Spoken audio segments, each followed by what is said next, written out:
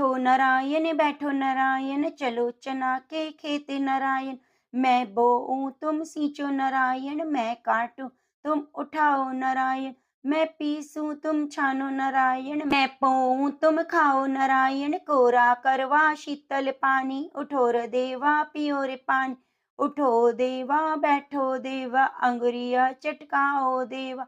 जागो जागो विष्णु देवा। जय श्री कृष्ण, राधे राधे। ओम नमः शिवाय। प्रेम से बोलिए गौरी पुत्र गणेश भगवान की जय हो।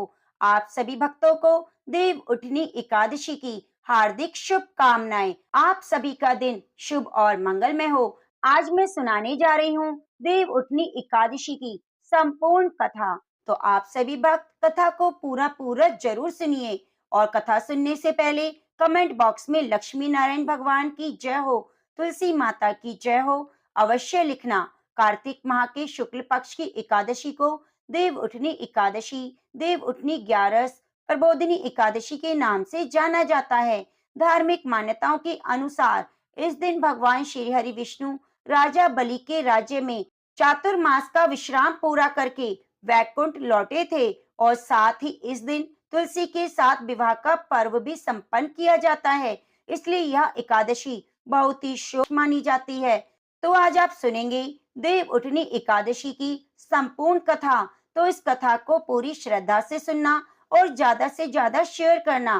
कथा सुनने से पहले कमेंट बॉक्स में लक्ष्मी नारायण भगवान की जय, तुलसी शालिग्राम भगवान की जय जरूर लिखना। एक बार भगवान श्री कृष्ण ने अर्जुन से कहा, अर्जुन तुम मेरे बड़े प्रिय सखा हो।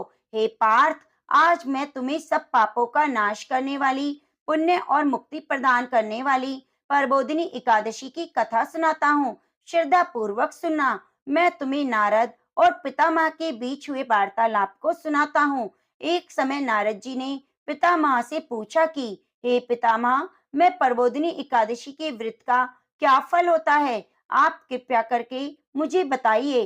तो पितामह ने कहा, हे पुत्र, कार्तिक माह के शुक्ल पक्ष की प्रबोधिनी एकादशी का फल एक सहस्त्र अश्वमेघ और राजसूय यज्ञ के फल के बराबर होता है। यह सुनकर नारद जी ने कहा, हे पितामह, एक संध्या को भोजन करने से, रात्रि में भोजन करने से, पूरा दिन उपवास करने से क्या फल की प्राप्ति होती है, सारा विस्तार पूर्वक मुझे समझाएं।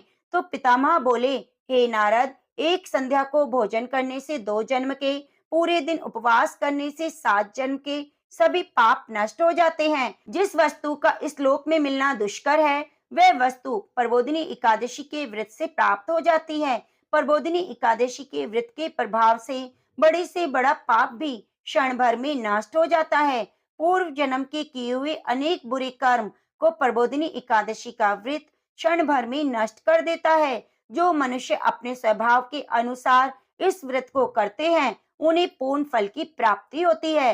हे पुत्र, जो मनुष्य श्रद्धा पूर्वक इस दिन किंचित मात्र पुण्य करते हैं, उनका वह पुण्य पर्वत के समान अटल हो जाता है। जो मनुष्य अपने हृदय के अंदर ही ऐसा ध्यान करते हैं कि प्रबोधिनी एकादशी का व्रत करूंगा, उसके 100 जन्म के पाप नष्ट हो जाते हैं। जो मनुष्य प्रबोधिनी एकादशी को रात्रि को जागरण करते हैं, उनकी बीती हुई और आने वाली 10 पीढ़ियां विष्णु लोक में जाकर वास करती हैं और नरक में अनेक कष्टों को भोगते हुए उनके पितर विष्णु लोक में जाकर सुख भोगते हैं। हे नारद पुत्र, ब्रह्म हत्या आदि विकट पाप भी प्रबोधिनी एकादशी के दिन रात्रि को जागरण करने से नष्ट हो जाते हैं। प्रबोधिनी एकादशी को रात्रि का जागरण करने का फल अश्वमेघ यज्ञ से भी अधिक बताया गया है। वे तीर्थों में जाने तथा गो स्वर्ण भूमि दान का फल प्रबोधिनी की रात्रि के जागरण के फल के बराबर होता है। हे पुत्र, इस संसार में उसी मनुष्य का जीवन सफल है जिसने प्रबोधिनी एकादशी के व्रत द्वारा अपने कुल को पवित्र किया है। संसार में जितने भी तीर्थ हैं और जितने भी तीर्थों की आशा की जा सकती है, वे प्रबोधिनी एकादशी का व्रत करने वाले के घर में रहती है। प्राणी को सभी कर्मों का त्याग करते हुए भगवान श्री हरि की प्रसन्नता के लिए कार्तिक माह की प्रबोधिनी एकादशी का व्रत अवश्य करना चाहिए। जो मनुष्य इस एकादशी के व्रत को करता है, वे धनवान, योगी, तपस्वी और इंद्रियों को जीतने वाला होता है, क्योंकि यह एकादशी भगवान श्री हरि विष्णु को अत्यंत प्रिय है। इसके व्रत के प्रभाव से मनुष्य जन्म मरण के चक्कर से मुक्त हो जाता है। इस एकादशी के प्रभाव से काय, वाचिक और मानसिक तीनों प्रकार के पापों का समन हो जाता है। जो एकादशी के दिन मनुष्य भगवान विष्णु की प्राप्ति के लिए दान, तप, होम यज्ञ करते हैं, उन्हें अनंत पुण्य फल की प्राप्ति होती है। प्रबोधिनी एकादशी के दिन भगवान श्री हरि का पूजन करने के बाद यौवन और वृद्धावस्था के सभी पाप नष्ट हो जाते हैं। इस एकादशी की रात्रि को जागरण करने का फल सूर्य ग्रहण के समय स्नान करने के फल से सहस्त्र गुना जाना जाता है। मनुष्य अपने जन्म से लेकर जो पुण्य करता है वह प्रबोधिनी एकादशी के व्रत के पुण्य के सामने व्यर्थ है। जो मनुष्य प्रबोधिनी एकादशी का व्रत नहीं करता उसके सभी पुण्य व्यर्थ हो जाते हैं। इसलिए हे पुत्र, तुम भी विधि विधान पूर्वक भगवान विष्णु की पूजा करो और कार्तिक माह में धर्म परायण होकर अन्य व्यक्तियों का अन्न नहीं खाना। हे पुत्र, तुम्हें भी विधान पूर्वक भगवान विष्णु का पूजन करना चाहिए। जो मनुष्य कार्तिक माह में धर्म परायण होकर अन्य मनुष्यों का भोजन नहीं खाते, उन्हें चंद्रायन व्रत के फल की प्राप्ति होती है। कार्तिक का माह में प्रभु दान से उतने प्रसन्न नहीं होते जितने की शास्त्रों की कथा सुनने से प्रसन्न हो जाते हैं। कार्तिक माह में जो मनुष्य प्रभु की कथा को थोड़ा बहुत पढ़ते हैं, सुनते हैं, उन्हें 100 गाय के दान के बराबर फल की प्राप्ति होती है।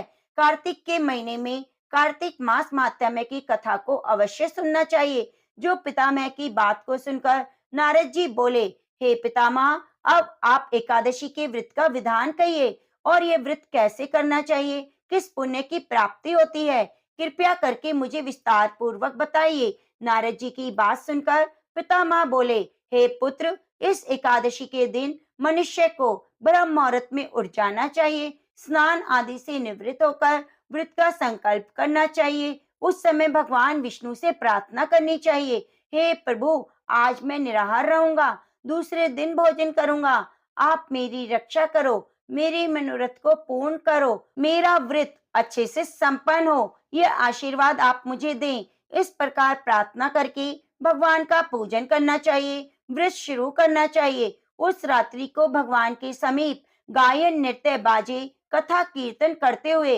रात्रि व्यतीत करनी चाहिए। प्रबोधिनी एकादशी के दिन पुष्प, अगरबत्ती, धूप से भगवान की आराधना करनी चाहिए। शंख के जल से भगवान को अर्घ देना चाहिए। इसका फल तीर्थ दान आदि से करोड़ गुना बताया गया है। जो मनुष्य अगस्त पुष्प के भगवान का पूजन करता है उसके सामने इंद्र भी हाथ जोड़ते हैं।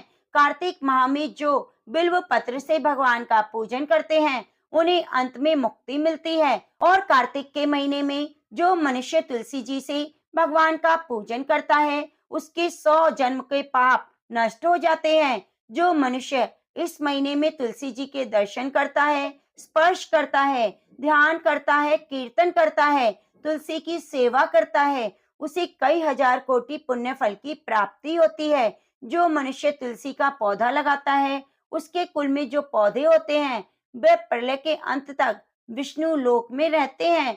जो मनुष्य भगवान को कंद पुष्प से पूजन करता है वह यमराज के कष्टों को नहीं पाता। सभी कामनाओं को पूरा करने वाला भगवान विष्णु कंद पुष्प को देखकर अत्यंत प्रसन्न होते हैं। यदि उनका पूजन कंद पुष्प से किया जाए तो उत्तम बात कोई और हो नहीं सकती। जो गुलाब के फूल से पूजन करते हैं वे भी निश्चय मुक्ति पाते हैं। जो मनुष्य बकुल, अशोक के पुष्पों से भगवान का पूजन करते हैं अंत काल तक शोक से रहित रहते हैं। जो मनुष्य भगवान विष्णु का सफेद और लाल कनेर के फूलों से पूजन करते हैं उन पर भगवान अत्यंत प्रसन्न होते हैं। जो मनुष्य भगवान श्री हरि का दूर्वा दल से पूजन करते हैं वे पूजा के फल से 100 गुना अधिक ज्यादा फल पाते हैं। जो भगवान का शमी पत्र से पूजन करते हैं वे भयानक यमराज के मार्ग को सुगमता से पार कर जाते हैं।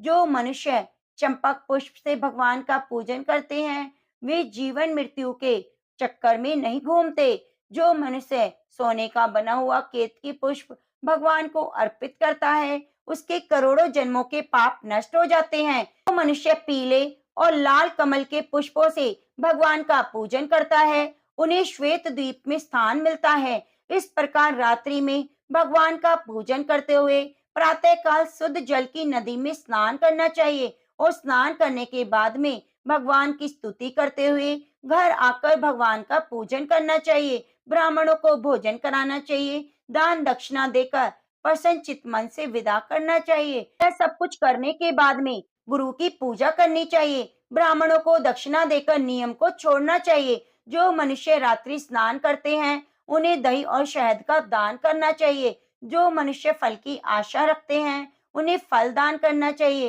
तेल की जगह घी और घी की जगह दूध, अन्न में चावल का दान करना चाहिए। जो मनुष्य इस व्रत में भूमि पर शयन करते हैं उन्हें सब वस्तुओं सहित सैया का दान करना चाहिए। मौन धारण करते हुए सोने के सहित तिल का दान करना चाहिए। जो मनुष्य कार्तिक माह में खड़ाऊ धारण नहीं करते उन्हें खड़ाऊ दान करनी चाहिए। जो इस माह में नमक का त्याग करते हैं शक्कर दान करनी चाहिए। जो मनुष्य नित्य नियम से देव मंदिर में दीपक जलाते हैं उन्हें तेज सोने या तांबे के दीपक को घी और बाती सहित दान करना चाहिए। जो मनुष्य चातुर्मास में व्रत के किसी वस्तु का त्याग कर देते हैं उन्हें उस दिन उस वस्तु को पुनः ग्रहण करना चाहिए। जो मनुष्य प्रबोधिनी एकादशी के दिन विधान पूर्वक व्रत करते हैं उन्हें अनंत सुखों की प्राप्ति होती है। जो मनुष्य चातुर्मास व्रत को बिना किसी बाधा के पूर्ण कर लेता है उन्हें दोबारा जन्म नहीं लेना पड़ता।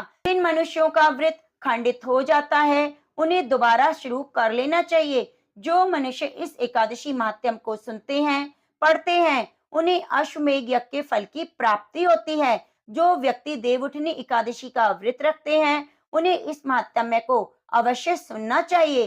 तो प्रेम से बोलिए लक्ष्मी नारायण भगवान की जय, राई दामोदर की जय।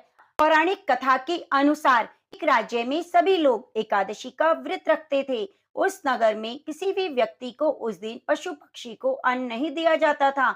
एक समय ऐसा हुआ कि किसी दूसरी जगह का व्यक्ति राजा के दरबार में पहुंचा और नौकरी देने की प्रार्थना करने लगा।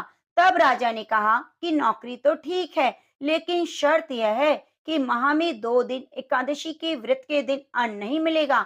राजा ने नौकरी की यह शर्त बताई तो उस व्यक्ति ने नौकरी के लिए राजा की शर्त मान ली। अगले माह एकादशी व्रत था। उस दिन उसे अन्न नहीं मिला। उसे फलाहार की सामग्री दी गई। वह राज दरबार में पहुंचा और राजा से कहने लगा फलाहार से उसका पेट नहीं भरेगा, उसे अन्न चाहिए। वह अन्न नहीं खाएगा तो उसके प्राण निकल जाएंगे। वह राजा के सामने गिड़गिड़ाने लगा।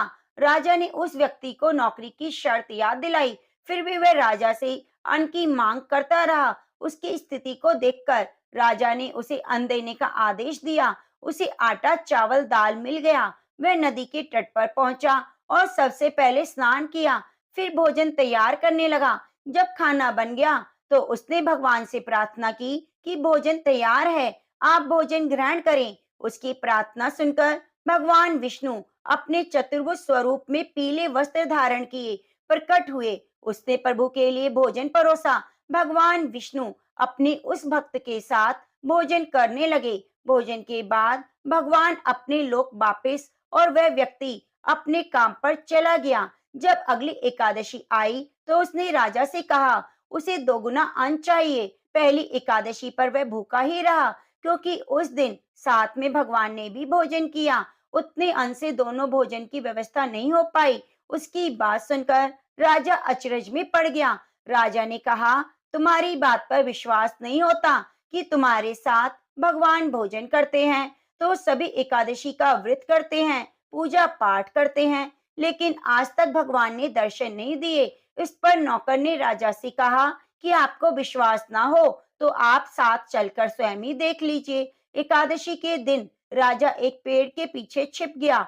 नौकर ने हमेशा की तरह नदी में स्नान किया और भोजन तैयार कर दिया। उसने कहा भगवान भोजन तैयार है, आप भोजन ग्रहण करें। इस बार भगवान नहीं आए। उसने कई बार पुकारा लेकिन भगवान नहीं आए। तब उसने कहा यदि आप नहीं आएंगे तो वह इस नदी में कूदकर जान दे देगा। उसने फिर भगवान को पुकारा लेकिन भगवान नहीं आए। वह नदी में कूदने आगे बढ़ा। तभी भगवान प्रकट हो गए और रोक लिया। वे उसके साथ बैठकर भोजन किया। उसके बाद उसे अपने विमान में बिठा लिया और अपने साथ अपने धाम लेकर चले गए। यह देखकर राजा को ज्ञान हुआ कि मन की शुद्धता के साथ ही व्रत और उपवास का फल मिलता है। उसके बाद से राजा भी पवित्र मन से व्रत और उपवास करने लगा। जीवन के अंत में उसे भी स्वर्ग की प्राप्ति हुई। प्रेम से बोलो लक्ष्मी नारायण भगवान की जय हो। तो अगर आपने अभी तक कमेंट बॉक्स में ओम नमो भगवते वासुदेवाय नमः नहीं लिखा तो जरूर लिखिए। एक राजा था, उसके राज्य में प्रजा सुखी थी। एकादशी को कोई भी अन्न नहीं बेचता था, सभी फलाहार करते। एक बार भगवान ने राजा की परीक्षा लेनी चाहिए। भगवान ने एक सुंदरी का रूप धारण किया और सड़क पर बैठ गए। तभी राजा उधर से निकला और सुंदरी को देखकर चकित रह गया। उसने पूछा, हे सुंदरी, तुम कौन हो और इस तरह यहाँ क्यों बैठी हो? तब सुंदर स्त्री बने भगवान बोले, मैं निराश्रित हूँ, नगर में मेरा कोई जाना पहचाना नहीं, किससे सहायता मांगू? राजा उसके रूप पर मोहित हो गया। बोला, तुम मेरे महल चलकर मेरी रानी बनकर रहो। सुंदरी बोली, मैं तुम्हारी बात मानूंगी, पर मैं तुम्हें राज्य का अधिकार मुझे सौंपना होगा। राज्य पर मेरा पूर्ण अधिकार होगा। मैं जो भी बनाऊंगी तुम्हें खाना होगा। राजा उसके रूप पर मोहित था, अतः उसने उसकी सभी शर्तें स्वीकार कर ली। अगले दिन एकादशी थी। रानी ने हुक्म दिया कि बाजार में अन्य दिनों की भांति ही अन्न बेचा जाए। घर में मांस मच्छी पकाई और परोसकर राजा को खाने के लिए कहा। यह देखकर राजा बोला, रानी, एकादशी है, मैं तो केवल फलाहारी करूंगा। तब रानी ने शर्त याद दिलाई। बोली, या तो खाना खाओ, नहीं तो मैं बड़े राजकुमार का सिर काट कर लाऊंगी। राजा ने अपनी स्थिति बड़ी रानी से कही तो बड़ी रानी बोली, महाराज, धर्म सबसे बड़ा होता है। आप राजकुमार का सिर दे दें, पुत्र तो फिर मिल जाएगा, पर धर्म नहीं मिलेगा। इस दौरान बड़ा राजकुमार खेलकर आया। माँ की आंखों में आंसू देखकर वह रोने का कारण पूछने लगा, तो माँ ने उसे सारी वस्तु स्थिति बता दी। तब वह बोला, मैं सिर देने के लिए तैयार हूँ, पिताजी के धर्म की रक्षा होगी। राजा दुखी मन से राजकुमार का सिर देने को तैयार हो गया। रानी के रूप में भगवान विष्णु ने प्रकट होकर असली बात बताई। राजन, तुम इस कठिन परीक्षा में पास हुए। भगवान ने प्रसन्न मन से राजा से वर मांगने को कहा। तो राजा बोला, आपका दिया सब कुछ है, हमारा उद्धार करें। उसी समय वहां एक विमान उतरा। राजा ने अपना राज्य पुत्र को सौंप दिया और विमान में बैठकर परम धाम को चले गया। ऐसा भी कहते हैं, जो इस कथा में कोई भी व्यक्ति सच्चे मन से सुनता है तो उस व्यक्ति को यम की यातना नहीं सहनी पड़ती।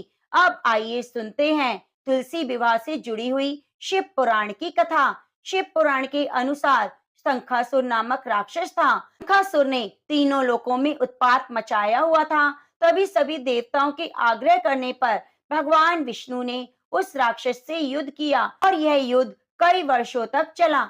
युद्ध में वह असुर मारा गया। इसके बाद भगवान विष्णु विश्राम करने चले गए। कार्तिक शुक्ल एकादशी के दिन भगवान विष्णु की निद्रा टूटी और सभी देवताओं ने भगवान विष्णु की पूजा की थी। शिव महापुराण के अनुसार पौराणिक समय में राजा दंभ हुआ करता था। वह बहुत बड़ा विष्णु भक्त था। कई सालों तक उसके यहाँ संतान नहीं होने के कारण उसने शुक्राचार्य को अपना गुरु बनाकर उनसे कृष्ण मंत्र प्राप्त किया। यह मंत्र प्राप्त करके उसने पुष्कर सरोवर में घोर तपस्या की। भगवान विष्णु उसकी तपस्या से प्रसन्न हुए और संतान प्राप्ति का वरदान दे दिया। भगवान विष्णु के वरदान से राजा दंभ के यहाँ एक पुत्र ने जन्म लिया। इस पुत्र का नाम शंखचूड़ रखा गया। बड़ा होकर शंखचूड़ ने ब्रह्मा जी को प्रसन्न करने के लिए पुष्कर में घोर तपस्या की। उसकी तपस्या से प्रसन्न होकर ब्रह्मा जी ने उसे वरदान मांगने को कहा। तब शंखचूड़ ने वरदान मांगा कि वह हमेशा अजर अमर रहे, कोई भी देवता उसे मार ना पाए। ब्रह्मा जी ने उसे वरदान दे दिया और कहा कि वह बद्री वन में जाकर धर्मध्वज की पुत्री तुलसी जो तप कर रही है उससे विवाह कर ले। तो शंखचूड़ ने वैसा ही किया।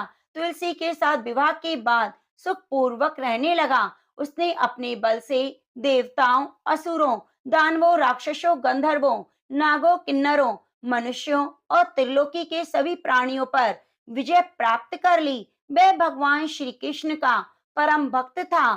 शंखचूड़ के अत्याचारों से सभी देवता परेशान होकर ब्रह्मा जी के पास गए और ब्रह्मा जी उन्हें विष्णु जी के पास ले गए। भगवान विष्णु ने कहा, शंखचूड़ की मृत्यु भगवान शिव के त्रिशूल से ही होगी, अतः आप उनके पास जाइए। भगवान शिव ने चित्ररथ नामक गण को अपना दूत बनाकर शंखचूड़ के पास भेजा।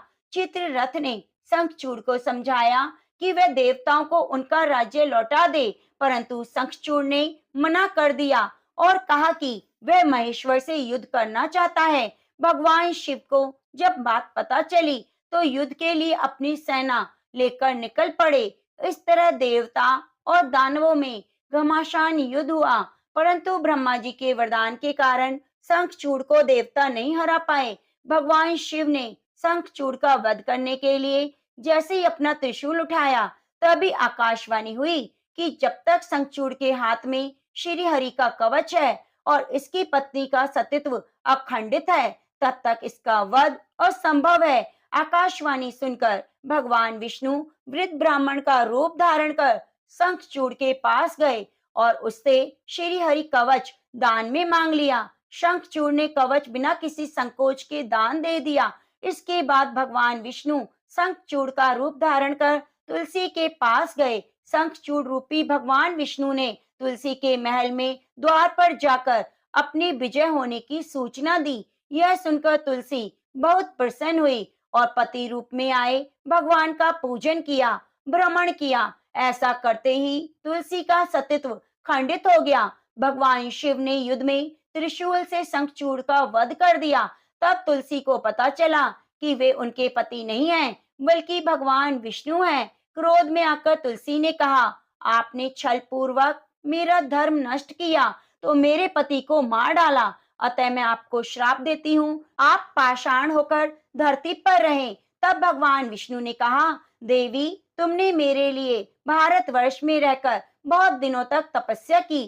तुम्हारा यह शरीर नदी रूप में बदलकर गंडकी नामक नदी के रूप में प्रसिद्ध होगा। तुम पुष्पों में श्रेष्ठ तुलसी का वृक्ष बन जाओगी और सदा मेरे साथ रहोगी। तुम्हारे श्राप को सत्य करने के लिए मैं पाषाण शालिग्राम बनकर रहूंगा कि नदी के तट पर मेरा वास होगा। देव उठनी एकादशी के दिन भगवान शालिग्राम और तुलसी का विवाह संपन्न कर मांगलिक कार्यों का प्रारंभ किया जाएगा। हिंदू धर्म मान्यता के अनुसार इस दिन तुलसी शालिग्राम विवाह करने से अपार पुण्य की प्राप्ति होती है। यह भी कहा जाता है कि अगर देवउठनी एकादशी के दिन भगवान विष्णु को एक तुलसी का पत्ता चढ़ाया जाए तो 1000 गोदान के बराबर पुण्य फल प्राप्त होता है। इसलिए इस दिन भगवान विष्णु को जितना ज्यादा हो सके तुलसी का पत्ता जरूर अर्पित करें, तुलसी दल जरूर अर्पित करें। तो प्रेम से बोलिए, तुलसी शालिग्राम भगवान की जय। अब आइए सुनते हैं एकादशी माता की कथा। इस कथा को सुनने से ही हमारा व्रत पूर्ण माना जाता है। एक बार एक बूढ़ी माँ ने एकादशी का उपवास रखा। बड़ी ही भक्ति भाव से एकादशी माता की पूजा किया करती थी। वो बूढ़ी हो चुकी थी, उन्हें वृद्ध अवस्था में कोई भी वस्तु नहीं चाहिए थी जो एकादशी का उपवास रखती, क्योंकि एकादशी का उपवास रखने से तो श्री हरि की कृपा से सब कुछ मिल जाता है। वह बूढ़ी माँ तो अपने बच्चों के लिए, अपने परिवार के लिए, सुख सुविधा के लिए इस कठिन व्रत को रखती थी। वे दिन भर तो बड़ा कठिन व्रत करती और अपनी प्यास को किसी तरह से रोकी रही, क्योंकि एकादशी के व्रत में जल की एक बूंद भी ग्रहण नहीं करती थी। द्वादशी को ही जल पीकर अपने व्रत का पारण किया करती थी। दिन भर उन्होंने किसी भी प्रकार अपने मन को संयमित रखा, पूजा पाठ की, व्रत की कथा को पढ़ती सुनती रही। फिर पंडित जी को मिट्टी के एक पात्र में भरकर पानी और मौसमी फल दान दिए। दोना भरकर शक्कर भी वितरित की। उन्हें गर्मी के कारण बड़ी बेचैनी हो रही थी। एक तो निराहार और निर्जल रहकर उपवास रखा था और उनको प्यास भी अधिक सता रही थी। इस कारण उन्होंने सोचा, चलो पानी में बैठूं, इससे शायद थोड़ी शांति मिले। ऐसा सोचकर वह पानी में बैठी रही। पानी में बार बार कुल्ला करती रही, हाथ मुंह धोती रही। तब कहीं जाकर उन्हें थोड़ा चैन मिला। एक तो तेज धूप पड़ रही थी, इस कारण बार बार बूढ़ी माँ का मुंह सूखा जा रहा था। बूढ़ी माँ बड़ी बेचैन हो रही थी। एक तो बुढ़ापा, दूसरी भयंकर गर्मी। बुढ़ापे की स्थिति तो कुछ ऐसी ही होती है, बड़ी मुश्किल से धीरज बन पाता है। अब किसी प्रकार पूरा दिन कट गया। अब बूढ़ी माँ के सामने पहाड़ से लंबी रात थी, जिसका कट पाना बड़ा मुश्किल दिखाई दे रहा था। चारपाई पर पड़ी हुई माँ को किसी भी प्रकार की शांति नहीं मिल रही थी। बार बार प्यास के मारे गला सूख रहा था। हर प्रकार से बेचैन होकर करवटें बदलती रही। कई बार उठकर घर के बाहर जाती, फिर अंदर आती। न उन्हें घर में शांति थी, न बाहर ही मिल रही थी। वे एकादशी माता को याद कर रही थी और मन में ध्यान कर रही थी। हे माता, आज मेरी लाज रखिएगा। आप मुझे शक्ति दीजिए ताकि मैं भली भांति आपका व्रत रख सकूं। यह पहाड़ सी रात चैन से बीत जाए। प्यास के कारण बूढ़ी माँ की बेचैनी तो बढ़ रही थी। उन्होंने धैर्य रखने का बहुत प्रयास किया, लेकिन आखिरकार उनकी सहनशीलता टूट पड़ी। घबराकर प्यास के मारे एकदम चिल्ला पड़ी, बचाओ बचाओ। बूढ़ी माँ का चिल्लाना सुनकर उसके परिवार के सभी सदस्य आसपास इकट्ठा हो गए। बूढ़ी माँ की चारपाई के आसपास पहुंच गए। अम्मा जी, क्या हुआ? आप क्यों चिल्ला रही हैं? जब आपसे व्रत नहीं रखा जाता तो आपने इतना कठिन व्रत क्यों किया? अम्मा जी, अगर शरीर में ताकत है तभी भक्ति हो पाएगी। और पानी पी लीजिए।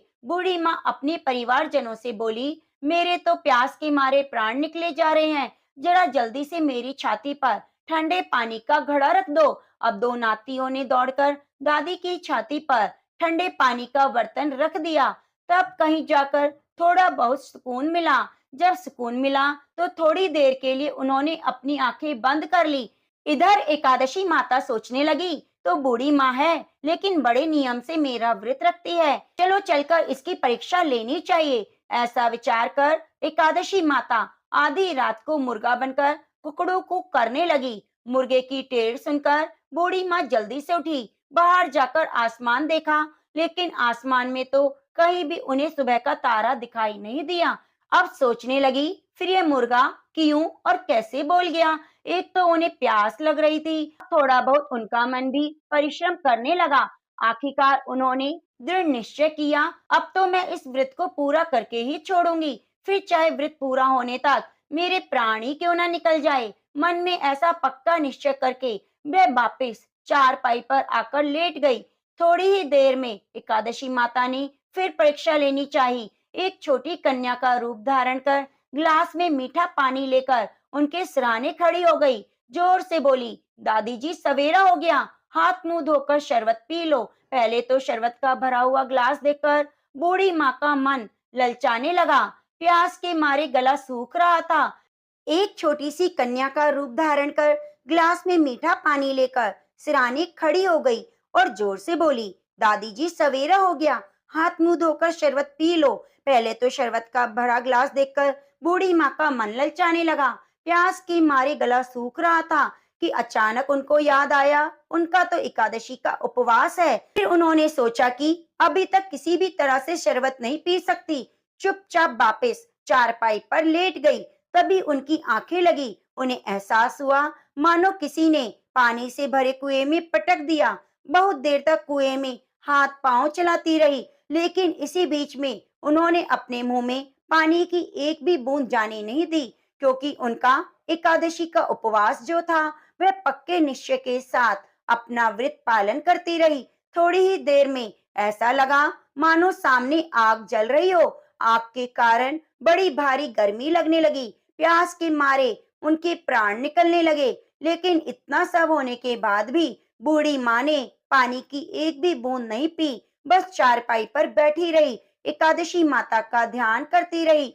सवेरा होने में कुछ ही समय था। यह जानकर बड़ी तसल्ली के साथ इधर उधर घूमने लगी। एकादशी माता अभी अच्छी तरह समझ गई कि इस बूढ़ी माँ को किसी भी प्रकार से अपने व्रत से नहीं टाला जा सकता। उनके सत्य व्रत को भली भांति समझती थी।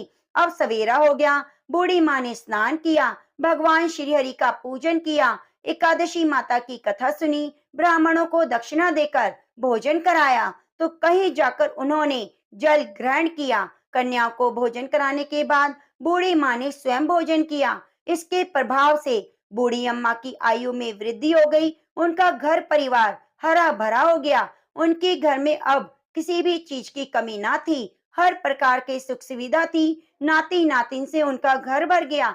वह उसी दिन से 12 महीने की एकादशी का व्रत करने लगी। एकादशी माता के व्रत के पुण्य प्रभाव से इस संसार में सब सुख भोग कर अंत में बैकुंठ धाम को चली गई।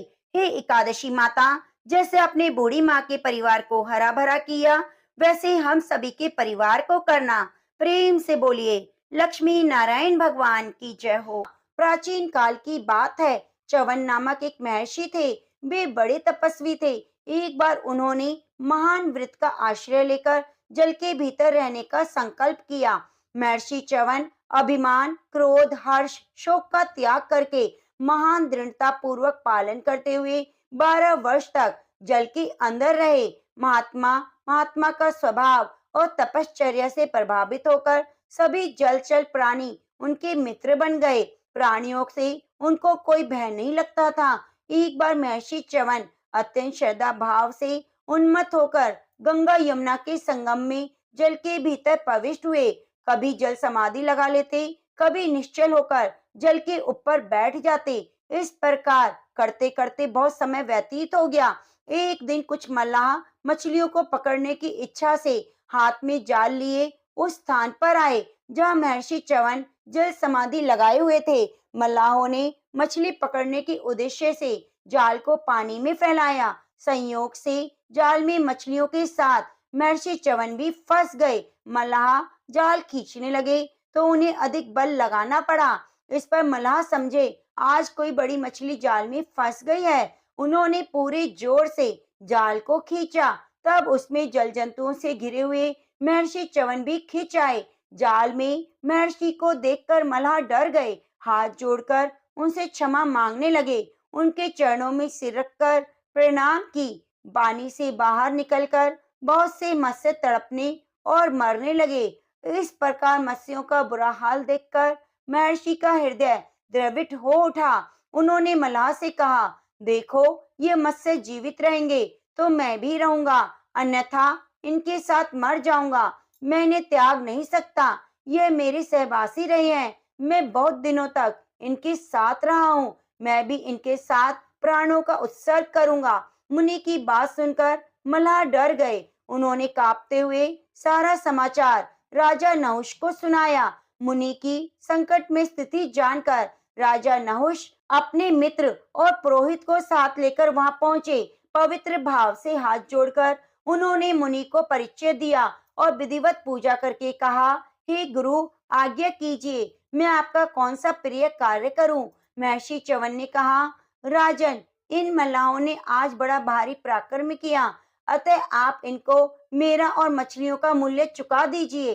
राजा नहुष ने सुनते ही मल्लाह को 1000 स्वर्ण मुद्रा देने के लिए पुरोहित से कहा। इस पर महर्षि च्यवन बोले, 1000 स्वर्ण मुद्रा मेरा उचित मूल्य नहीं, आप सोच कर दीजिए। इस पर राजा ने 1,00,000 स्वर्ण मुद्रा और आधा राज्य और अंत में समूचा राज्य देने की बात कही, परंतु फिर भी ऋषि राजी नहीं हुए। उन्होंने कहा, आपका आधा यह समुच्चय राज्य मेरा उचित मूल्य नहीं। आप ऋषियों के साथ विचार कीजिए और जो मेरे योग्य हो वही मूल्य दीजिए। यह सुनकर राजा नहुष अत्यंत दुखी हुए। उन्हें कुछ सूझ नहीं रहा था। वे अपने मंत्री और पुरोहित से सलाह करने लगे। उस समय फल फूल का सेवन करने वाले एक बनवासी मुनि राजा नहुष के समीप आए और राजा से कहने लगे, राजन, आप दुखी ना होइए, मैं महर्षि को संतुष्ट कर दूंगा और उचित मूल्य भी आपको बता दूंगा।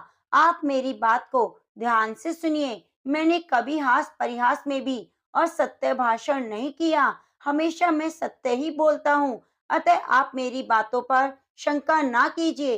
राजा नहुष ने कहा, हे प्रभु, मैं बड़े संकट में हूँ। मेरे कारण एक महर्षि अपने प्राणों का उत्सव करने को उद्यत हुआ है। यदि उनका उचित मूल्य आप बता दें तो यह आपका बड़ा अनुग्रह होगा। इस भयंकर कष्ट से मुझे, मेरे राज्य और मेरे कुल की रक्षा कीजिए। नहुष की बात सुनकर मुनि कहने लगे, राजन, ब्राह्मण और गौएं एक ही कुल की हैं। ब्राह्मण मंत्र रूप है, गौएं भविष्य रूप। ब्राह्मण और गायों का मूल्य नहीं लगाया जाता, अतः आप इनकी कीमत में एक गो प्रदान कीजिए। मुनि की बात सुनकर राजा को बड़ी प्रसन्नता हुई। उन्होंने उत्तम व्रत का पालन करके महर्षि च्यवन के पास जाकर कहा, महर्षि, मैं एक गो खरीदकर आपके लिए लाया हूँ। अब आप उठने की कृपा कीजिए। मैंने यही उचित मूल्य आपका समझा है। राजा की बात सुनकर महर्षि बोले, राजन, आपने उचित मूल्य देकर मुझे खरीदा है। निश्चय ही संसार में गाय के समान कोई दूसरा धन नहीं। गाय के नाम और गुणों का कीर्तन, कथा श्रवण करना, गाय का दान करना, दर्शन करना, इससे अधिक प्रसन्नता की बात नहीं। ये सब कार्य संपूर्ण कार्यों को दूर करके परम कल्याण की प्राप्ति कराने वाले हैं। गौएं लक्ष्मी प्रदान करती हैं, उनमें पाप का लेश मात्र नहीं। गौएं ही मनुष्य को सर्वदा अन्न और देवताओं को हविष्य प्रदान करने वाली हैं। स्वाहा और वष्टकार सदा गौ में ही प्रतिष्ठित होते हैं। गौ ही यज्ञ का संचालन करने वाली हैं। वे विकार रहित अमृत धारा हैं और दोहने पर अमृत देती हैं। गौएं ही स्वर्ग की सीढ़ी हैं। गौएं स्वर्ग में भी पहुंचा देती हैं और सभी कामनाओं को पूरी करने वाली देवी हैं। तदंतर मल्लाहों ने मुनि से उनकी दी हुई गौ को स्वीकार करने के लिए प्रार्थना की। मुनि ने गाय लेकर कहा, मल्लाह, इस गोदान के प्रभाव से तुम्हारे सभी पाप नष्ट हो जाएंगे। अब तुम जल में उत्पन्न मछलियों के साथ स्वर्ग जाओ। देखते ही देखते महर्षि च्यवन के आशीर्वाद से मल्लाह तुरंत मछलियों के साथ स्वर्ग चला गया। उनको इस प्रकार स्वर्ग जाते देख राजा नहुष बहुत ही आश्चर्यचकित हुए। उसके बाद राजा नहुष ने महर्षि की गौ जाति की पूजा की। गौ माता ने उन्हें धर्म में रहने का आशीर्वाद दिया और राजा अपने नगर को लौट गए और महर्षि अपने आश्रम को चले गए। तो प्रेम से बोलो, गाय माता की जय। मनुष्य की कोई भी मनोकामना हो वह पूर्ण हो जाती है। बहुत समय पहले की बात है। यमुना पार एक गांव में दो औरतें रहा करती थी। एक का नाम गंगा था, दूसरी का नाम माया। गंगा और माया दोनों रोज यमुना पार नाव में बैठकर वृंदावन आती और वहां घूम घूम कर सब्जी बेचा करती। गंगा और माया रोज इसी तरह से सुबह से शाम तक सब्जियां बेचा करती। जब उनकी सारी सब्जी बिक जाती तो दोनों यमुना के किनारे बैठ जाती और अपने घर से लाए हुए भोजन को बड़े ही प्रेम पूर्वक खाने लगती। वो अपने घर से भोजन के लिए रोटी मक्खन लाती, यमुना के किनारे पेड़ की छांव में बैठकर बड़े ही प्यार से खाती। फिर नाव में बैठकर यमुना पार करके अपने गांव चली जाती। वे दोनों वृंदावन के यमुना पार की थी, फिर भी दोनों भगवान कृष्ण को नहीं जानती थी और ना ही जानती थी कि भक्ति क्या होती है। वह तो केवल सब्जी बेचकर गुजारा करना और अपना पेट भरना जानती थी। एक दिन गंगा और माया सब्जी बेचने वृंदावन आई और आज उनकी सब्जी जल्दी बिक गई। तो दोनों एक दूसरे से कहने लगी, बहन, आज तो हमारी सब्जी जल्दी बिक गई है। काफी दिनों से यह पहली बार हुआ कि इतनी जल्दी सब्जी बिक गई। गंगा कहने लगी, माया, अब तुम बताओ कि हम क्या करें, इतनी जल्दी घर जाकर क्या करेंगे। तो माया कहने लगी, बहन देखो, सामने मंदिर है, उसमें कथा हो रही है। तो सुनकर गंगा कहने लगी, बहन, कथा क्या होती है। माया कहती है, अरे बहन, यह तो मुझे भी नहीं पता कि कथा क्या होती है, पर सब लोग कहते हैं कि कथा होती है। आज हम कथा सुनने जा रहे हैं, कथा सुनकर आ रहे हैं। तो चलो आज हम भी कथा सुन लेते हैं कि कथा क्या होती है। गंगा और माया दोनों मंदिर में कथा सुनने चली गईं। वहां जाकर भक्तों के बीच में बैठकर कथा सुनने लगी। कथा में गुरुजी बड़े ही प्रेम भाव से भगवान की चर्चा सुना रहे थे कि भक्तों, जिसने भगवान से प्रेम नहीं किया उसका जीवन बेकार है। जिसका प्रेम श्री कृष्ण के चरणों में नहीं हुआ उसका जीवन बेकार है। भगवान को प्राप्त करना ही मनुष्य जीवन का लक्ष्य है। यह मनुष्य जीवन सिर्फ हमें भगवान प्राप्ति के लिए मिलता है, पर मनुष्य इन सब बातों को भूल गया। इस जगत में आने का उद्देश्य क्या है? सारे मनुष्य संसार में पैसा इकट्ठा करने में लगे हैं। तो इस तरह की बातें सुनकर गंगा और माया दोनों बहुत ही प्रभावित हुई। फिर वह नदी किनारे एक दूसरे से कहने लगी, बहन माया देखो, गुरुजी आज क्या कह रहे थे कि भगवान कृष्ण के चरणों में अगर प्रेम नहीं हुआ तो मनुष्य जीवन बेकार है। फिर माया कहती है, बहन गंगा, क्या हमारा जीवन बेकार है? तो गंगा कहने लगी, गुरुजी की बातें सुनकर तो ऐसा ही लगता है। तो माया कहने लगी, बहन तू बता, कभी तूने कृष्ण भगवान को देखा है? गंगा कहने लगी, अरे बहन, मैं तो हर समय तेरे साथ रहती हूँ, मुझे भगवान कृष्ण के दर्शन कैसे होंगे? दोनों आपस में चर्चा करते हुए पूछती हैं कि भगवान न जाने कहाँ मिलेंगे, हमें भगवान के दर्शन कैसे होंगे? तो वह दोनों इस तरह चर्चा कर रही थी कि इतने में वहां से एक संत जी गुजरे। तो गंगा साधु को देखकर बोली, बहन मुझे लगता है भगवान साधु संतों के पास जरूर रहते होंगे, तो चलो इनके पास से भगवान को लेकर आते हैं। तो वह साधु अपना झोला और सामान यमुना के किनारे रखकर स्नान करने लगा। तो गंगा और माया दोनों यमुना किनारे गईं और चुपके से साधु का झोला उठाकर आने लगी। तो झोला उठाकर दोनों ने झोले के अंदर देखा तो उन्हें एक डब्बा दिखाई दिया। जैसे उन्होंने डब्बा खोला तो उसके अंदर लड्डू गोपाल जी थे। लड्डू गोपाल को देखकर गंगा कहने लगी, बहन माया, भगवान मिल गए। ये देखो भगवान यह डिब्बे में बैठे हैं। भगवान लड्डू गोपाल को देखकर माया रोने लगी। फिर गंगा बोली, अरे बहन क्यों रो रही है? अब तो हमें भगवान मिल गए। तो वह कहती है, हे भगवान, आपको बाबा जी ने इतने समय से डिब्बे में बंद करके रखा। अरे देखो तो सही, भगवान का एक पाँव टेढ़ा हो गया है। मुझे तो लगता है यह बाबा भगवान को डराता धमकाता है। प्रभु, अभी तो बाबा यहाँ नहीं है, वो तो स्नान कर रहे हैं। आप थोड़ी देर के लिए पाँव सही कर लीजिए। पर भगवान अपना पाँव सही नहीं किया।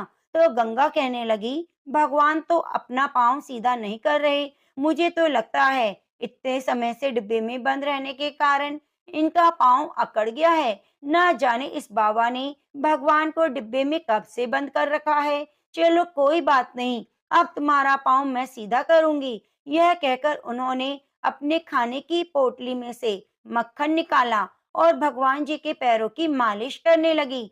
तो भगवान उन दोनों के इतने प्रेम को देखा, उनकी श्रद्धा भक्ति पर रीझ गए और अपने भक्त के प्रेम के लिए अपने हाथ पांव सीधे कर लिए। यह देखकर माया बहुत खुश हुई और कहने लगी, एक माया, भगवान ने मालिश करने से अपने हाथ पांव सीधे कर लिए हैं। और कहने लगी, हाथ पांव तो सीधे कर लिए हैं, परंतु मुझे लगता है भगवान को बहुत जोरों की भूख लगी है, क्योंकि बाबा ने पता नहीं इन्हें कुछ खिलाया है या नहीं। चलो हम इन्हें खाना खिला देते हैं। इतना कहकर गंगा और माया अपने भोजन के लिए लाई हुई रोटी और मक्खन का भोग भगवान को लगाने लगी। इतने में वहां साधु स्नान करके आ गए और साधु बाबा को देखकर गंगा और माया वहां से भागने लगी। भागते भागते कुछ दूरी पर जाकर रुक गई और कहने लगी, अरे ओ बाबा, आपने भगवान को इतना डराया धमकाया, डिब्बे में बंद कर दिया। इतना डराया धमकाया ना करो।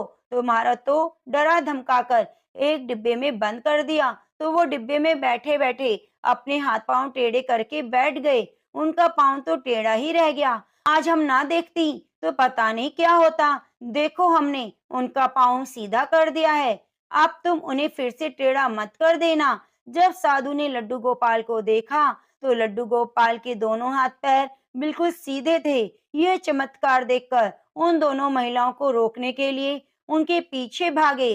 बोले, रुक जाओ, भागो मत, मैं तुम्हें कुछ नहीं कहूंगा। वे दोनों बाबा की बात सुनकर नहीं रुकी। उन्हें डर था कि हमें पकड़कर कहीं मारे ना। तो बाबा की बात बिना सुने ही वहां से भाग गई। अगले दिन फिर गंगा और माया सब्जी बेचने वृंदावन आई। तो आज भी उनकी सब्जी जल्दी बिक गई। सब्जी बेचने के बाद फिर से मंदिर में कथा सुनने गईं। कथा में गुरुजी भगवान के नाम की महिमा का चर्चा कर रहे थे। उन्होंने कहा कि भक्तों, अगर आप राधे श्याम जपोगे तो भव सागर से पार हो जाओगे।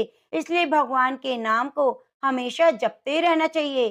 कथा सुनकर दोनों अपने घर के लिए जाने लगी। तो माया कहने लगी, बहन गंगा, तुमने सुना है गुरुजी क्या कह रहे हैं? राधे श्याम जपोगे तो भवसागर से पार हो जाओगे। अगर राधे श्याम नाम लेने से हम भव सागर से पार हो जाएंगे तो यमुना भी पार कर सकते हैं।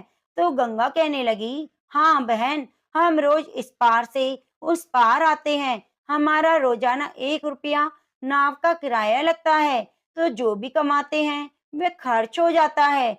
अब से हम राधे श्याम जपेंगे और बिना पैसा खर्च किए यमुना पार कर जाएंगे। तो गंगा और माया ने गुरु के कहे अनुसार राधे श्याम जपना शुरू किया और जपते जपते यमुना की ओर चलने लगी। वहां पहुंचकर यमुना जी के पानी के ऊपर चलने लगी। दोनों राधे श्याम जपती और पानी के ऊपर चलती रही। इस तरह दोनों ने यमुना को पानी के ऊपर चलकर पार कर लिया। इस तरह देखकर दोनों तो बहुत खुश हुई। गंगा और माया का श्री कृष्ण के प्रति प्रेम और विश्वास बढ़ गया। अब वे दोनों कृष्ण जी की भक्ति करने लगी। एक दिन गंगा ने कहा, बहन माया, हमने गुरु जी के कहने पर कृष्ण जी की भक्ति पाई है और गुरु जी के कहते हुए हमने नाम जपते हुए यमुना को भी पैदल पार किया। ऐसा करने से हमारे बहुत सारे पैसे बच गए। तो क्यों ना बहन हम गुरु जी को घर बुलाएं और उन्हें अच्छा सा भोजन कराएं। तो माया कहने लगी, ठीक है, तुम जाकर गुरु जी को ले आओ, मैं यह भोजन तैयार करती हूँ। तो गंगा गुरु जी को लाने के लिए मंदिर में चली गई। वहां जाकर बोली कि गुरु जी, हम चाहते हैं आप अपने चरण हमारी कुटिया में रखो। हम आपको भोजन कराकर कुछ दान दक्षिणा देना चाहते हैं। तो गंगा की बात सुनकर गुरुजी ने कहा, ठीक है बेटा, मैं तुम्हारे साथ तुम्हारी कुटिया में चलने को तैयार हूँ। तो गंगा गुरुजी को लेकर मंदिर से आने लगी। गुरुजी को लेकर यमुना तट पर आई तो गुरुजी ने देखा वहां कोई नाव नहीं थी। तो सोचने लगे कि यहाँ पर तो कोई नाव नहीं, यह मुझे कैसे पार कराएगी। तब गुरुजी ने गंगा से पूछा, बेटी तुम यमुना कैसे पार करोगी, यहाँ पर तो कोई नाव नहीं दिखाई दे रही। गंगा सोचने लगी, जिस तरह राधे श्याम बोलकर यमुना पार कर लेती हैं वो, उसी तरह गुरुजी भी राधे श्याम का जप करते हुए यमुना पार करते होंगे। तो गंगा ने राधे श्याम बोला और यमुना पर चलने लगी। थोड़ी दूर जाकर गंगा ने पलट कर देखा तो गुरुजी तो यमुना के किनारे खड़े थे। देखकर कहने लगी, गुरुजी आप किनारे पर क्यों खड़े हो। गुरुजी ने सोचा कि जहाँ वह चल रही है शायद वहाँ पानी कम हो, इसलिए पानी में जा रही है, मैं भी इसी तरह से चला जाता हूँ। तो जैसे ही गुरुजी ने अपना पांव पानी पर बढ़ाया तो उनकी कमर तक पानी आ गया। पानी में डूबने लगे। तो गुरुजी कहने लगे, यहाँ तो पानी बहुत गहरा है और ये पानी में पता नहीं कैसे चल रही है। यह कोई आम महिला नहीं, मुझे तो कोई ये चुड़ैल लगती है जो पानी पर चल रही है। गुरुजी को पानी में डूबा हुआ देखकर गंगा घबरा गई और गुरुजी को लेने वापस आने लगी। गुरुजी के पास आकर उनका हाथ पकड़कर राधे श्याम जपती रही और पकड़कर ले जाने लगी। तो गुरुजी डर के मारे कहते हैं, अरे मुझे छोड़, मुझे क्यों लेकर जाती है, मुझे क्यों मारना चाहती है, मैंने क्या बिगाड़ा। लेकिन गंगा ने गुरुजी की बात का कोई जवाब नहीं दिया। वह तो हाथ पकड़कर गुरुजी को थामे जा रही थी और राधे श्याम जप रही थी। तो गुरुजी कहने लगे, हे भगवान, यह तो मुझे लगता है यमुना के बीच में ले जाकर मारेगी। तो इतने में गंगा गुरुजी को लेकर यमुना पार हो गई और कहने लगी, गुरुजी हम यमुना पार आ गए हैं। पर गुरुजी तो डर के मारे कांप रहे थे। फिर गंगा बोली, गुरुजी क्या बात है, आप मुझसे इतना क्यों डर रहे हो। गुरुजी कहने लगे, तुम मुझे मारना चाहती हो, मैंने क्या बिगाड़ा है, तुम कौन भूतनी हो। तो गुरुजी की बात सुनकर गंगा कहने लगी, मैं कोई भूतनी चुड़ैल नहीं हूँ, मैं आपकी शिष्य हूँ। तो उसकी बात सुनकर गुरुजी कहते हैं, हे भगवान, मैंने कब भूतनी को अपना शिष्य बनाया। तो गंगा कहने लगी, गुरुजी आप ये क्या कह रहे हैं, आपने तो कथा में बताया कि राधे श्याम जपोगे तो भव सागर से पार हो जाओगे। हमने सोचा राधे श्याम जपने से भव सागर से पार हो जाएंगे तो यमुना से भी पार हो जाएंगे। अब तो हम रोजाना राधे श्याम जपते हैं और यमुना जी को पार कर लेते हैं। अब हमें कोई नाव की जरूरत नहीं। गंगा की बात सुनकर गुरुजी हैरान हो गए और गंगा से कहने लगे, हे बेटी, तुमने अपने गुरु के वचनों पर इतना दृढ़ विश्वास रखा कि उसके बल पर तुमने यमुना के पानी पर चलकर यमुना को पार कर लिया। बेटी तुम महान हो, तुम्हारा प्रभु के प्रति प्रेम और विश्वास है, तो प्रेम से बोलिए कृष्ण कन्हैया की जय हो। अब आई महारानी, नमो नमो हर की पटरानी, नमो नमो तुलसी महारानी, नमो नमो हर की पटरानी। प्रेम से बोलिए तुलसी शालिग्राम भगवान की जय। एक कन्या थी, जब वह थोड़ी बड़ी हुई उसको समझ आने लगा, तब से वह तुलसी माता की पूजा करने लगी। उसके प्रतिदिन का नियम था कि तुलसी माता जी की पूजा करने के बाद ही खाना खाती। जब वह कन्या शादी के लायक हुई, तब उसके माता पिता ने उसकी शादी करवा दी। कन्या को उसके माता पिता ने दहेज में एक तुलसी का गमला दिया। ससुराल में वह प्रतिदिन सवेरे उठती, पूजा करती, उसके बाद ही खाना खाती। उसकी दो जेठानियां थी, वे दोनों उसका मजाक उड़ाती कि बड़ी नियम धर्म वाली बनती है। उन दोनों को उससे बहुत ईर्ष्या होती, इसलिए वे दोनों तुलसी जी का गमला छुपा देती। वह कन्या बड़ी मुश्किल से गमला ढूंढ कर लाती और अच्छे से पूजा करती, फिर खाना खाती। वह गमला ढूंढ कर लाती तो एक दिन उसकी जेठानियों ने क्या किया कि गमला ही दूर फेंक दिया। कन्या ने खूब ढूंढा, पर उसे गमला नहीं मिला। वह बहुत परेशान हुई। उस दिन तो खाने में उसने कुछ भी नहीं खाया, क्योंकि उसका नियम था कि जब तक वह तुलसी माता की पूजा नहीं करेगी, वह कुछ नहीं खाएगी। उस कन्या की सच्ची भक्ति देखकर तुलसी माता उससे बहुत प्रसन्न हो गई और कमरे में तुलसी माता का गमला प्रकट हो गया। अगले दिन सुबह जब उठी तो क्या देखती है, उसकी खाट के चारों कोनों पर तुलसी माता का गमला आ गया है। यह देखकर वह बहुत प्रसन्न हो गई।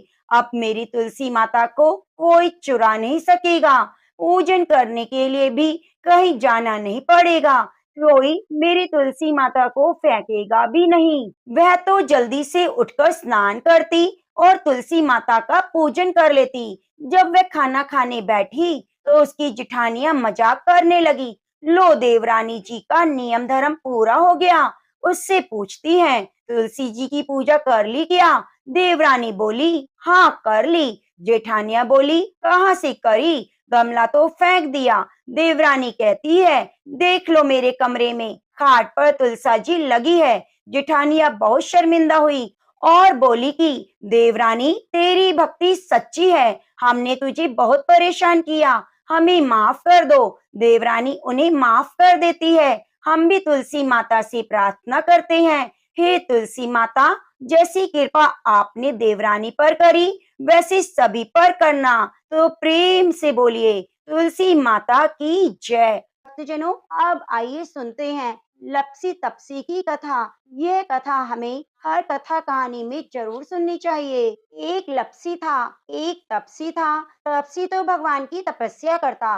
लपसी रोजाना सवा सेर का हलवा बनाकर भगवान को भोग लगाकर राली हिलाकर जीम लेता। एक दिन दोनों में झगड़ा हो गया। तपसी बोला मैं बड़ा, तपसी बोला मैं बड़ा, क्योंकि मैं भगवान की तपस्या करता हूँ। नारद जी बोले तुम्हारा फैसला मैं करूंगा। दूसरे दिन तपसी नहाकर आने लगा तो नारद जी ने 1.25 करोड़ का मुंदड़ा तपसी के आगे गिरा दिया। उसने आंखें खोलकर देखा तो मुंदड़ा पड़ा हुआ था। उसने उठाकर पैर के नीचे दबा लिया और तपस्या करने लगा। उधर लपसी ने 1.25 सेर का हलवा बनाकर भगवान को भोग लगाकर राली हिलाकर चीम लिया। इतने में नारद जी आए, दोनों को अपने पास बिठाया। दोनों पूछने लगे, बताओ नारद जी कौन बड़ा? नारद जी ने तपसी से कहा, अपना पाँव हटाओ। पाँव हटाते ही मुंदड़ा निकला। तब नारद जी बोले, तुमने इसे चुराया, इसलिए तुम्हारी तपस्या भंग हो गई।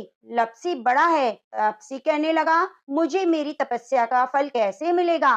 नारद जी बोले, तेरी तपस्या का फल कार्तिक नहाने वाले देंगी। सब कहानी कहकर तेरी कहानी नहीं कहेंगी, कार्तिक का फल तुझे मिलेगा। धोती देकर अंगोछा नहीं देंगी तो उसका फल तुझे मिलेगा।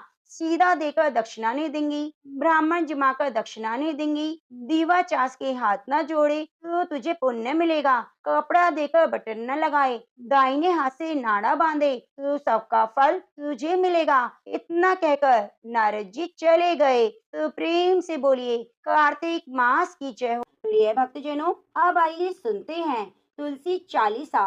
तुलसी महारानी करू बिन सिर नाय, जो मम हो संकट विकट दीजिए माति नशाए। नमो नमो तुलसी महारानी, महिमा अमित न जाए बखानी। दियो विष्णु तुमको सन्माना, जग में छायो सुयस महाना। विष्णु प्रिया जय जयति भवानी, तीनों लोक की हो सुख खानी। भगवत पूजा कर जो कोई, बिना तुम्हारे सफल न होई। जिस घर तब नहीं होए निवासा, उस घर करहि विष्णु नहीं बासा। करे सदा जो तब सुनित सुमरण, ते ही के काज सब होए पूरण।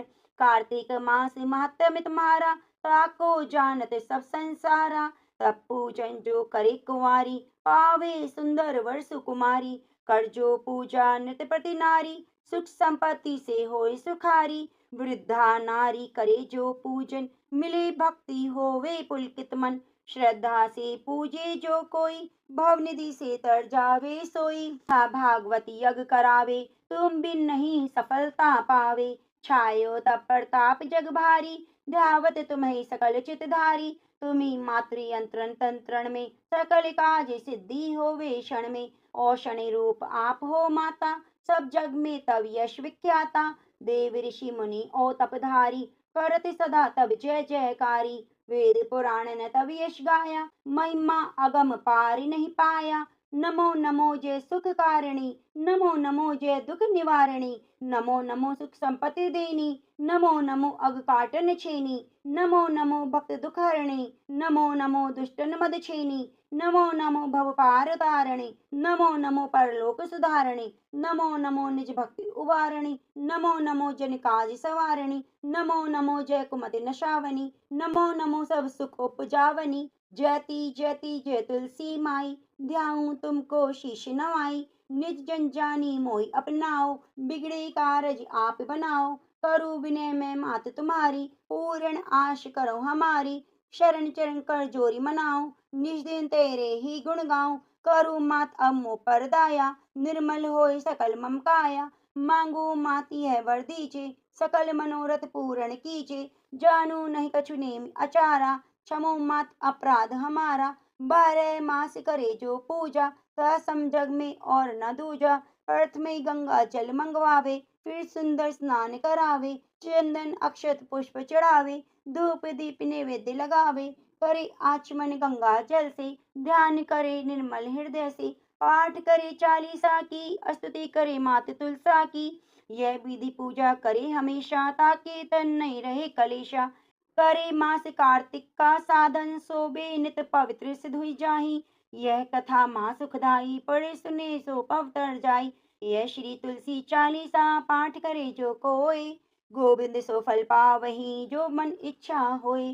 प्रेम से बोलिए तुलसी माता की जय हो, शालिग्राम भगवान की जय हो। प्रिय भक्तजनों, कथा को अंत तक सुनने के लिए आपका बहुत बहुत धन्यवाद। आप हमारे चैनल को सब्सक्राइब जरूर कीजिए, क्योंकि नित्य प्रति कार्तिक मास की कथाएं, व्रत त्योहार की कथाएं और साथ में भगवत गीता का भी हम रसपान कराने जा रहे हैं। तो आप हमारे चैनल को सब्सक्राइब करके चैनल पर कथाओं को सुनना न भूलें। धन्यवाद।